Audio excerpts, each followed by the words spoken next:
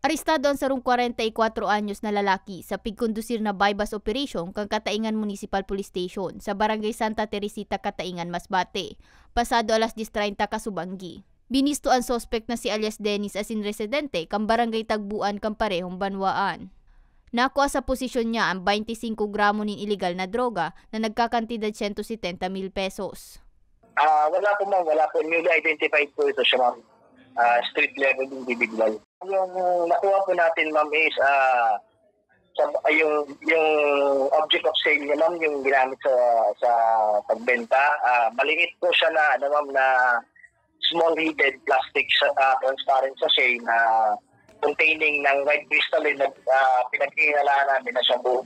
Dahil kay ni, agad man kang kapulisan ng kooperasyon kang mga residente nganin dagos ng matuldukan ng pagparalakop kang illegal na droga sa Saindam, Banwaan.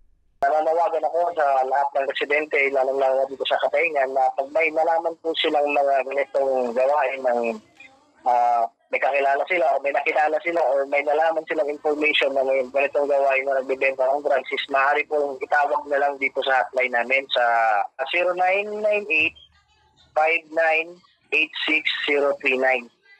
Sa presente, nasa kustudiya kang Kataingan MPS ang sospek, asinahampang sa kasong pagbalgar sa Akta Republika 9165 o Comprehensive Dangerous Drugs Act of 2002.